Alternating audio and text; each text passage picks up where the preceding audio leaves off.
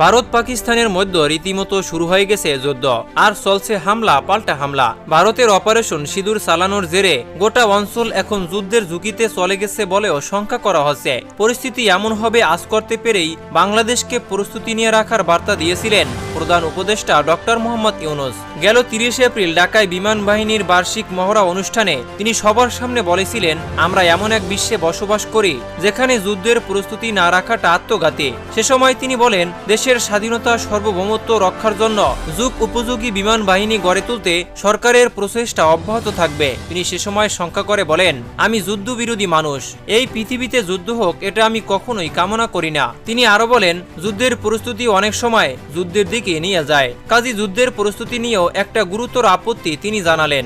কিন্তু তিনি আরো বলেন, এমন বিশ্বে আমরা বসবাস করি যেখানে প্রতিনিয়ত যুদ্ধের হুমকি আমাদের ঘিরেই থাকে, তো সেখানে প্রস্তুতি নিয়ে না থাকাটা আমাদের অসম্ভব হয়ে পড়ে। কাজেই এই পরিস্থিতির মধ্যে যুদ্ধের প্রস্তুতি নিয়ে না থাকাটা আমাদের আত্মঘাতী। ডক্টর মোহাম্মদ ইউনূস আরো বলেন, প্রস্তুতি নিতে হলে 50% প্রস্তুতি নেওয়ার কোনো জায়গা নেই, যদি নিতে হয় আমরা 100% নিব।